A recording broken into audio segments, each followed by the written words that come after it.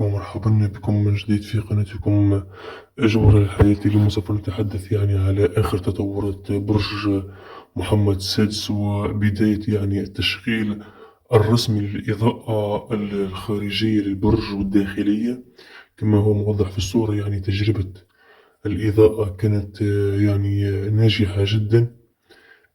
تقريبا استخدام نوعية إضاءة خافتة نوعا ما، لكن في المستقبل سوف يقع تقويته، وسوف يقوم مكتب دراسات المكلف بهذا المشروع بتغيير الإضاءة للبرج محمد السادس، سوف يتم تغييره. كذلك هناك تطورات جميلة جدا، حيث أن البرج اكتمل بناؤه، لكن بقي المحيط البرج فيه مشكلة، وهو أنه سوف يتم تهيئته وسوف يتم تحضيره للافتتاح الرسمي عن قريب إن شاء الله. سوف نكون في الموعد في افتتاح برج محمد السادس البرج، وهو أعلى برج في إفريقيا، يبلغ تقريبا أكثر من 250 متر. برج خيالي نوعا ما. تكلفته كانت نوعا ما ليست بالباهظة حسب عديد من التقديرات، حسب عديد القاصدين. لم تكلف ميزانية المغرب الكثير من المال. البرج متواجد في قرب من مدينة سلاء وقرب من مدينة الرباط.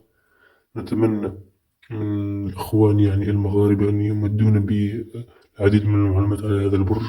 سوف يقع عن قريب افتتاحه في هذه السنة.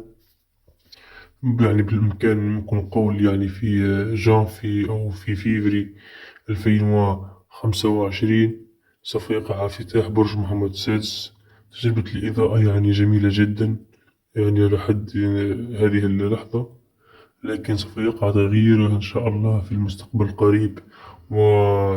كذلك عديد من الدول وعديد من المكاتب الدراسات والهندسة دخلت على الخط لهذا المشروع.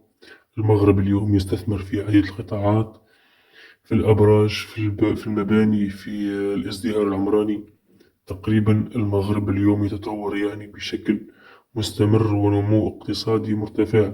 كذلك السياحة في ارتفاع، كذلك النسيج الصناعي. تبقت الفلاحة المرتبطة بالأمطار، نقصت مياه الأمطار. إن شاء الله ربي يعوض.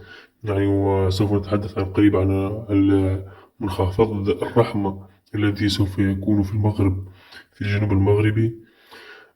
سوف نتحدث في فيديو آخر، والسلام عليكم ورحمة الله وبركاته.